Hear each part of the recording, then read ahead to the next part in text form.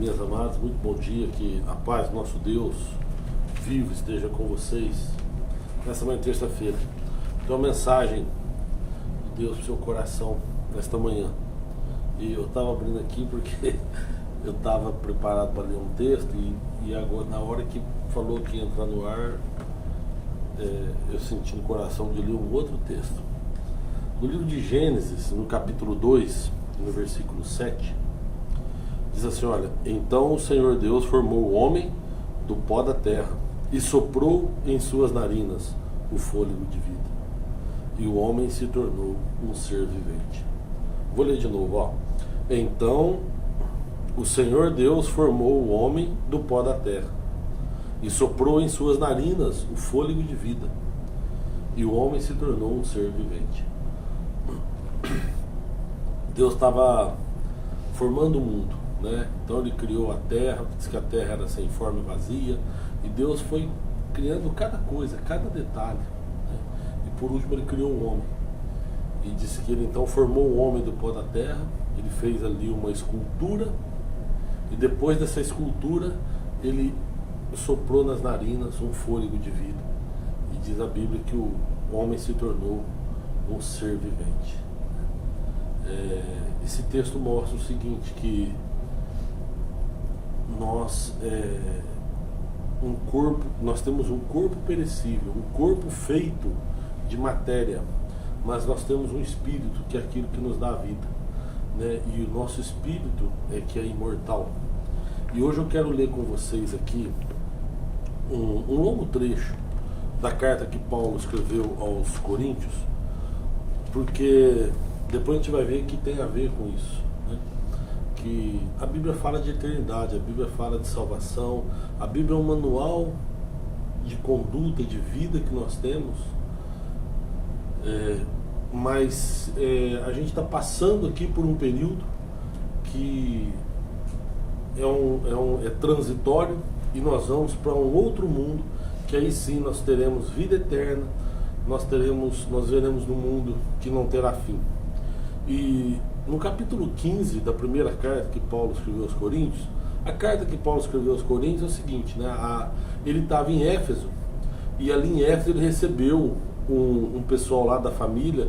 Ele fala logo no início ali, a família de Cloé, e que fala para ele o seguinte: olha, a igreja que se abriu lá em Corinto está uma bagunça, lá está uma brigaiada, o pessoal não se entende, cada um quer fazer uma coisa e eles não conseguem se entender.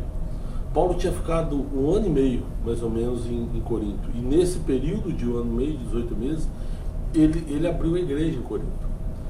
E aí então eles falam para ele, falam assim: lá está uma bagunça, cada um fala uma coisa, cada um faz uma coisa. Depois disso, ainda em Éfeso, Paulo recebe uma carta de um grupo de pessoas com uma série de dúvidas dentro da igreja. Paulo, como é que a gente vai proceder a esse respeito, a esse? E começou a fazer várias perguntas para Paulo. E aí Paulo então decide escrever aos Coríntios, né, aos coríntios da cidade de Corinto, sobre a conduta da igreja, sobre como a igreja deve se comportar e sobre como que deve, para cada dúvida que eles tiveram, né? E além disso, ele pega aquela dissensão, aquela briga que o pessoal está tendo, que ele ficou sabendo através do pessoal que foi visitá-lo, e ele então decide escrever a primeira carta que ele escreveu aos Coríntios, né? E no capítulo 15, Paulo escreve assim: olha, numa dessas questões que eles colocam, existe um grupo de pessoas que acreditam que Jesus ressuscitou, mas não acreditam na ressurreição dos mortos. E como é que pode? É uma incoerência. Se Jesus ressuscitou, como é que não pode haver ressurreição dos mortos? Tinha uns entre eles lá, algumas seitas, que batizavam as pessoas em nome dos mortos. Batizavam, na verdade, acreditando que ali eles iam encontrar pessoas que viveram com eles depois numa reencarnação, não sei, numa outra vida, mas eles batizavam pelos mortos. Tem algumas religiões, algumas seitas que até hoje batizam pelos mortos. E aí então Paulo, ele decide, deixa eu só tomar água aqui que tem uma formiguinha aqui na garganta. Paulo decide então escrever essa carta aos Coríntios. Então o capítulo 15 ele trata disso. Olha, irmãos, eu quero lembrá-los, vou dar mais uma paradinha aqui. Carta de Paulo aos Coríntios. É uma dica que eu dou ao pessoal: se você lê as cartas como se fosse realmente uma carta, facilita muito a leitura. Porque às vezes a gente começa a ler um texto da Bíblia aqui e a gente não entende muito, mas a gente tem que entender o seguinte, que depois de Atos, depois então tem os 4 evangelhos de Cristo, né? Que é um evangelho que escreveu Mateus, o outro Marcos, o outro Lucas, o outro João. Depois vem o livro de Atos, que é um livro histórico, que é escrito por Lucas, que vale a pena você ler, porque ali tem a história do início da igreja. E aí depois tem as cartas paulinas. Então todas as cartas paulinas, né, começando em Romanos, Gálatas, Coríntios, Efésios, todas são cartas que Paulo escreveu. Então a gente tem que ler como carta. Então Paulo está escrevendo aqui uma carta. Irmãos, eu quero lembrá-los do evangelho que preguei a vocês, o qual vocês receberam e no qual estão firmes. Por meio deste evangelho vocês são salvos, desde que se apeguem firmemente à palavra que eu vos preguei. Caso contrário, vocês têm crido em vão. Pois o que primeiramente lhes transmiti foi o que recebi, que Cristo morreu pelos nossos pecados, segundo as Escrituras, foi sepultado e ressuscitou no 3º dia, segundo as Escrituras. E apareceu a Pedro e depois aos 12. Depois disso, apareceu a mais de 500 irmãos de uma só vez, a maioria dos quais ainda vive, embora alguns já tenham adormecido. Depois apareceu também a Tiago e então a todos os apóstolos. Depois desses, apareceu também a mim, como se eu fosse um filho fora do tempo. Então olha só o que Paulo está falando, que eles são salvos através do evangelho que ele pregou a eles, que ele recebeu de Cristo Jesus. E ele fala, Jesus que morreu e ressuscitou dos mortos. E depois de ter ressuscitado, ele apareceu para muitas pessoas. Então ele apareceu para Pedro primeiro, foi um privilégio de Pedro, depois aos 12, depois ele aparece a 500. Quando fala que aos 12, tem gente que pode falar assim, mas Judas não tinha morrido? Tinha. Quando ele está falando aqui aos 12, ele está dizendo a todos aqueles apóstolos que andavam com ele, né? E aqueles que ele escolheu. E depois é lógico que eles nomearam, no livro de Atos tem lá, eles nomearam também um deles, que foi Matias, né, para congregar com eles no lugar de Judas. Mas é interessante que ele fala aqui, ó, depois apareceu a mais de 500 irmãos, que muitos deles ainda estão vivos, alguns já morreram, mas muitos estão vivos. Aqui são testemunhas oculares da ressurreição de Cristo. Paulo está falando para os coríntios o seguinte: se vocês quiserem visitar Jerusalém, vocês podem conversar com essas pessoas que viram a Cristo. São testemunhas oculares. Então é isso que ele está dizendo aqui, olha, apareceu a Pedro, apareceu aos 12, apareceu depois a mais de 500, depois apareceu a Tiago, apareceu a todos os apóstolos.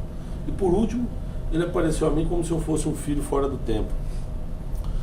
No versículo 9 ele fala assim, ó, pois sou o menor dos apóstolos e nem sequer mereço ser chamado apóstolo, porque persegui a igreja de Deus. Mas pela graça de Deus sou o que sou, e a sua graça para comigo não foi inútil.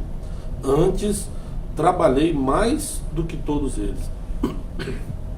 Contudo, não eu, mas a graça de Deus que estava comigo. Portanto, quer tenha sido eu, quer tenha sido eles, é isso que pregamos, e é nisso que vocês creram. Então Paulo está falando o seguinte, ó, se foi eu, se foi um dos apóstolos, não importa, o importante é que nós pregamos a graça de Deus, que nós pregamos a vida eterna através da graça de Deus. E é nisso que vocês creram. Então pronto. Ele fala, então por que vocês estão dando ouvido para esse pessoal de fora? Aí vem agora, quer ver? Ó? Ora, se está sendo pregado que Cristo ressuscitou dentre os mortos, como alguns de vocês estão dizendo que não existe ressurreição dos mortos. Se não há ressurreição dos mortos, nem Cristo ressuscitou. E se Cristo não ressuscitou, é inútil a nossa pregação, como também é inútil a fé que vocês têm. Mas, mais do que isso, seremos considerados falsas testemunhas de Deus, pois contra ele testemunhamos que ressuscitou a Cristo dentre os mortos. Mas se de fato os mortos não ressuscitam, ele também não ressuscitou a Cristo. Pois se os mortos não ressuscitam, nem mesmo Cristo ressuscitou. E se Cristo não ressuscitou, inútil é a fé de vocês, e ainda estão em seus pecados. Neste caso, também os que dormiram em Cristo estão perdidos. Se é somente para esta vida que temos esperança em Cristo, somos de todos os homens os mais miseráveis. Olha só o que Paulo está falando aqui. Porque na verdade fala isso. Se a gente crê, se a gente tem essa fé, acreditando que é só essa vida, então nós somos miseráveis, porque a fé que nos move é saber que nós podemos ter uma vida eterna. Se a gente não acredita nisso, acredita que a gente vai comer e morrer, até ele vai falar aqui logo depois, se a gente vai morrer, então para que a gente vai ter essa fé? A gente vai acreditar em quê? Se essa vida nossa é perecível? Né? Mas o que ele está falando aqui é que nós temos condição de ter vida eterna, senão a nossa fé é em vão. Então no versículo 20 ele fala, mas de fato Cristo ressuscitou dentre os mortos, sendo ele as primícias entre aqueles que dormiram, visto que a morte veio por meio de um só homem, também a ressurreição dos mortos veio por meio de um só homem. Pois da mesma forma que em Adão todos morrem, em Cristo todos serão vivificados, mas cada um por sua vez. Cristo o primeiro, e depois, quando ele vier, os que lhe pertencem. Olha só, às vezes, muita gente já me questionou, mas se foi Adão e Eva lá que pecaram, por que a gente paga por isso? Não é que a gente paga por isso. Eles pecaram e através deles a morte entrou no mundo. E agora, através de Cristo, porque Cristo também veio um que não pecou, e através dele a vida entrou no mundo. Então, da mesma forma que a gente adquiriu a morte através de Adão, a gente adquire vida eterna através de Jesus Cristo. Por um homem que é Adão, a morte entrou no mundo. Por um homem que é Cristo, a vida entrou. E aí nós podemos então, através dele, ter vida eterna.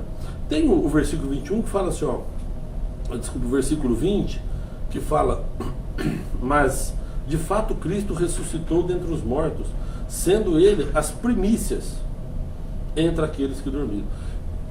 O povo que estava lendo essa carta entende muito bem o que ele quer dizer, sendo ele as primícias do que dormiram.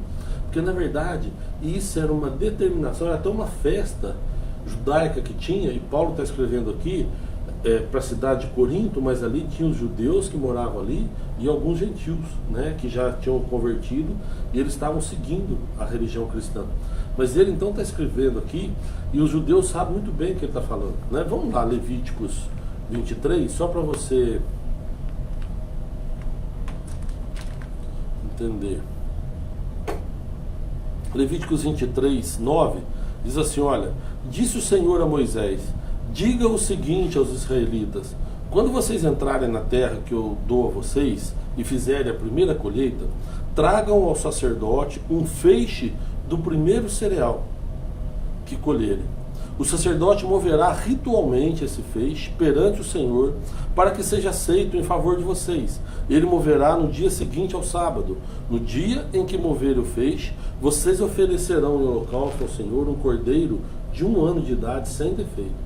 Apresentem também uma oferta de cereal, de 2 jarros da melhor farinha amassada com óleo, oferta ao Senhor preparada no fogo e aroma agradável, e uma oferta derramada de 1 litro de vinho. Vocês não poderão comer pão algum, nem cereal tostado, nem cereal novo, até o dia em que trouxerem essa oferta ao Deus de vocês. Este é um decreto perpétuo para todas as gerações. Então olha só o que Deus está falando aqui. Quando vocês entrarem lá na terra prometida, que vocês chegarem lá, tomarem posse da terra, vocês vão plantar.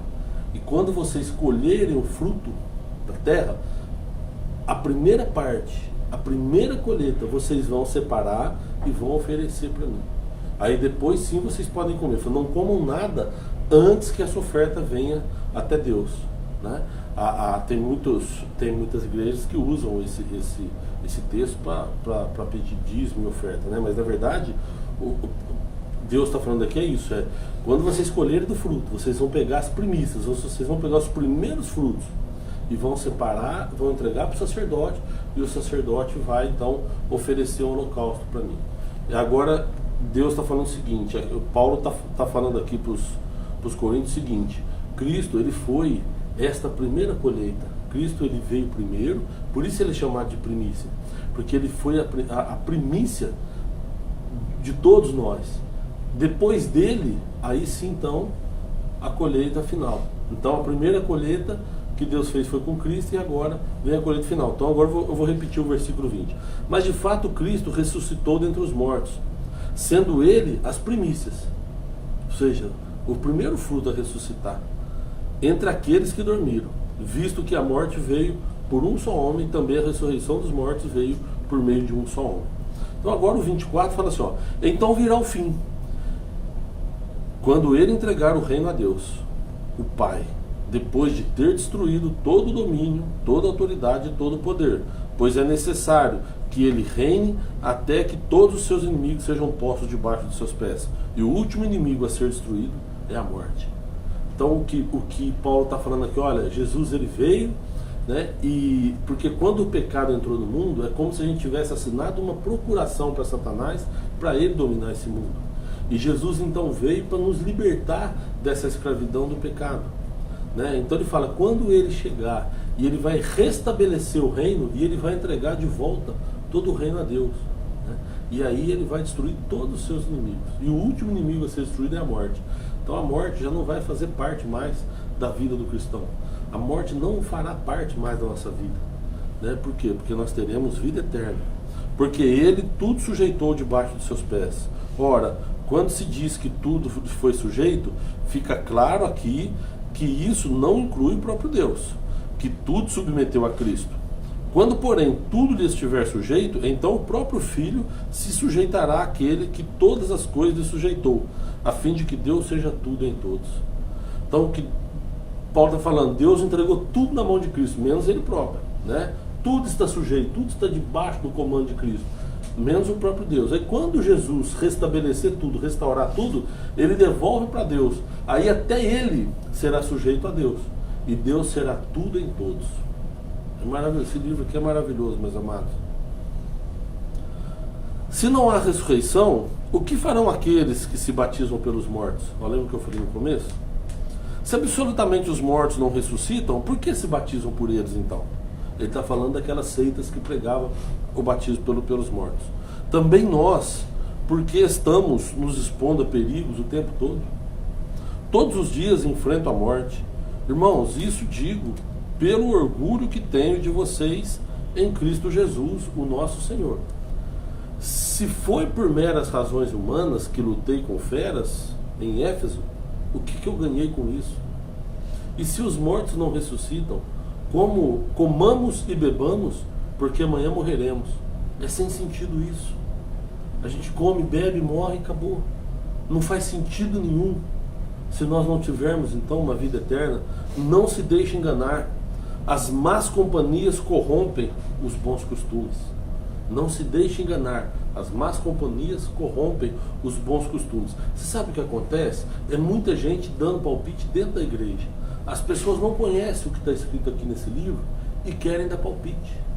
Ah, porque a Bíblia fala isso. Não, eles não sabem o que a Bíblia fala. Eles não sabem o que está aqui dentro e não sabem o que está acontecendo dentro da igreja. Tem pessoas que nunca pisou dentro de uma igreja e quer dar palpite dentro da igreja, né? Eles querem falar de uma doutrina que eles não conhecem. E aí então eles vêm com um monte de heresias, com um monte de conselhos falsos em cima de um assunto que eles não conhecem. É como se eu, por exemplo, eu nunca estudei direito, é como se eu quisesse dar palpite dentro do judiciário. Eu não sei o que acontece lá, eu nem imagino.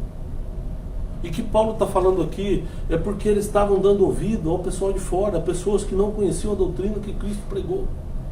Então a pessoa, para dar opinião sobre a Bíblia, tinha que pelo menos ler a Bíblia uma vez. A pessoa que quer dar opinião dentro da igreja precisava ir lá. E nós que estamos dentro da igreja precisamos também parar de expor uma situação que não acontece dentro da igreja. Por exemplo, vou dar um exemplo aqui, um assunto polêmico demais, que é com relação à homofobia. Dentro da igreja eu não conheço. Então tem, lógico, igrejas que podem ter homofobia, que podem ter homofobia, mas eu não conheço. A igreja não, se é homossexual então está fora. Não tem isso, mas estão colocando para dentro da igreja uma homofobia que não existe, né? Então a doutrina que é colocada dentro da igreja, aqui dentro da Bíblia, só pode dar palpite quem conhece, ou quem está acostumado a viver, né? Então nós precisamos parar com esse negócio de falar coisas que a gente não sabe. E Paulo está falando aqui, não deixe se enganar. As más companhias corrompem os bons costumes. Como justos, recupere o bom senso e parem de pecar. Pois alguns há que não têm conhecimento de Deus. Digo isso para vergonha de vocês. Olha Paulo, ele conclui falando isso. Porque tem uns que não têm conhecimento de Deus e quer dar palpite. Digo isso para vergonha de vocês. Mas alguém pode perguntar, como ressuscita os mortos? Com que espécie de corpo virão? Insensato, o que semeia não nasce, a não ser que morra. Quando você semeia, não semeia o corpo que virá a ser, mas apenas uma simples semente, como trigo ou como uma outra coisa. Mas Deus lhe dá um corpo, como determinou, e a cada espécie de semente dá o seu corpo apropriado. Nem toda a carne é a mesma, nem todos os homens também têm uma espécie de carne, homens têm uma espécie de carne, os animais têm outra, as aves têm outra, os peixes têm outra. Há corpos celestes e há também os corpos terrestres. Mas o esplendor dos corpos celestes é um, e os dos corpos terrestres é outro. É como se ele estivesse dizendo aqui, olha, o corpo terrestre é Adão e o corpo celeste é Cristo. Existe corpo celeste, existe corpo terrestre. Então quando a gente morrer, esse corpo nosso de carne e osso, ele perece, ele é perecível, mas o espírito que está em nós é eterno. E aí nós vamos ganhar um novo corpo.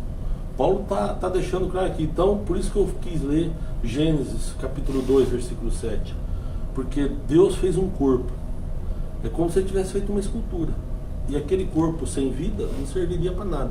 É como você pegar um carro e deixar ele parado. O carro desligado também não serve para nada.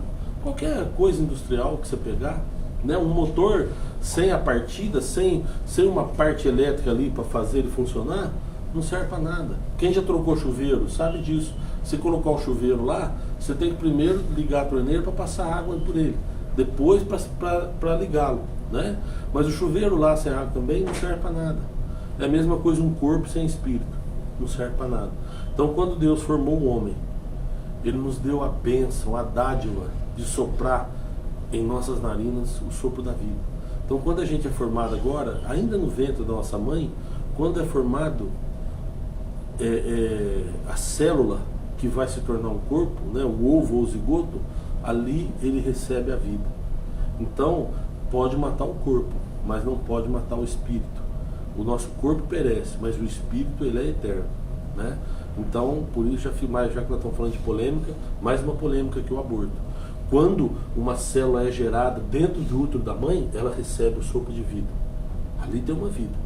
Então, o aborto pode até matar o corpo, mas o espírito está vivo, né?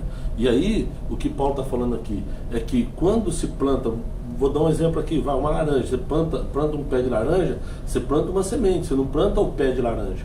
Talvez só a cana é que eles plantam realmente do jeito que ela é, né? Eles deitam a cana assim, aí nasce o broto e aí nasce outras canas daquela cana que está deitada. Mas se você pegar um pé de laranja, você planta uma sementinha e ali nasce um pé de laranja, né? Então, você planta uma semente e nasce um corpo. É a mesma coisa aqui, né? Nós temos um corpo terrestre e quando a gente morre, esse corpo perece, mas o espírito vivifica, o espírito está vivo em Cristo Jesus. E aí nós vamos receber um novo corpo celestial. E glória a Deus por isso. 42. Assim será com a ressurreição dos mortos. O corpo que é semeado é perecível e ressuscita imperecível. É semeado em desonra e ressuscita em glória. É semeado em fraqueza e ressuscita em poder. É semeado um corpo natural e ressuscita um corpo espiritual. Se há corpo natural, há também corpo espiritual. Assim está escrito: o primeiro homem Adão tornou-se um ser vivente. O que eu falei lá no Gênesis 2,7. O primeiro homem Adão tornou-se um ser vivente. E o último Adão, um espírito vivificante. Não foi espiritual que veio antes, mas o natural. E depois dele o espiritual. Ou seja, veio Adão, depois Cristo. Primeiro veio o natural e depois veio o espiritual. O primeiro homem era do pó da terra e o segundo homem do céu. Os que são da terra são semelhantes ao homem terreno, e os que são do céu ao homem celestial. Assim como tivemos a imagem do homem terreno, teremos também a imagem do homem celestial. Aqui conclui tudo que eu falei ali atrás. Irmãos, Eu declaro a vocês que carne e sangue não podem herdar o reino de Deus, e nem o que é perecível pode herdar o imperecível. Eis que eu digo um mistério: nem todos dormiremos, mas todos seremos transformados. Um momento, num abrir e fechar de olhos, ao som da última trombeta. Pois a trombeta soará, e os mortos ressuscitarão incorruptíveis, e nós seremos transformados. Ele está falando de quem estiver vivo, na volta de Cristo. Os mortos ressuscitarão, e quem estiver vivo será transformado, porque o nosso corpo não vai entrar no céu. Pois é necessário que aquilo que é corruptível se revista da incorruptibilidade, e aquilo que é mortal se revista da imortalidade. Quando, porém, o que é corruptível se revestir de incorruptibilidade, e o que é mortal da imortalidade, então se cumprirá a palavra que está escrita: a morte foi destruída pela vitória. Até aqui. Meus amados, é isso que eu tinha para falar para vocês. Paulo está dando uma orientação aqui para a igreja de Corinto, que nós vamos ressuscitar, que existe a ressurreição dos mortos, e que nós vamos deixar esse corpo perecível e vamos ser revestidos por um corpo que como é que fala? Não perecível, né? Um corpo celestial, um corpo que vai realmente conduzir o nosso espírito, né? Depois pela eternidade. Então, quando Adão foi formado, ele era simplesmente uma escultura, uma coisa sem vida, mas Deus soprou e deu a ele a vida, e ele fez isso com todos nós. Então, a partir do momento em que nós temos esse corpo, nós recebemos o Espírito que nos fez um ser vivente, e nós somos gratos a Deus por isso, porque Ele nos deu a vida, e agora essa vida é eterna, essa vida não vai acabar mais. Então esse corpo vai perecer e o nosso espírito vai ficar para a eternidade. Você precisa decidir onde você quer que o teu espírito vá morar depois. Amém? Obrigado, viu, pela companhia. Vamos orar? Senhor Deus, nós te agradecemos mais uma vez, Pai, por esta oportunidade que o Senhor nos dá, estarmos aqui na Tua presença e, Senhor, de podermos falar um pouco mais e aprendermos um pouco mais sobre o Senhor. Nos dê discernimento, sabedoria sempre, ó Deus, para entendermos e para interpretarmos aquilo que o Senhor quer nos dizer através das Escrituras Sagradas. Obrigado, Senhor, por cada vida que nos ouviu, por cada vida que está ouvindo também nesse momento, aqueles que ouvirão depois na gravação, mas que o Senhor possa, ó Deus, de uma maneira sobrenatural, abençoar a vida de cada um dos Teus filhos. É o que nós te pedimos já, te agradecemos em nome de Jesus. Amém. Pessoal, obrigado, viu? Obrigado, carinho, obrigado pessoal que está nos assistindo ao vivo. Olha, tem a dona Sandra Pereira, o Flávio Lamas, o Zé Reinaldo, que serviu Deus seja louvado, o Alex Queiroz, é o evangelista Alex, graça e paz de Cristo, a Cileia, o Marcelo de Seta, é isso mesmo? Marcelo de Seta, Eliane Marinho, o João Carlos Filho, a Tamires, a Regina da Loca, o Davi Lamas, o Marcelo José e o Antônio Pires. Queria agradecer imensamente todo o pessoal que está com a gente ao vivo, né, nessa manhã de terça-feira. E terça-feira que vem nós estaremos aqui de novo com mais uma mensagem de Deus no seu coração, se Deus assim nos permitir. Até terça que vem. Até mais.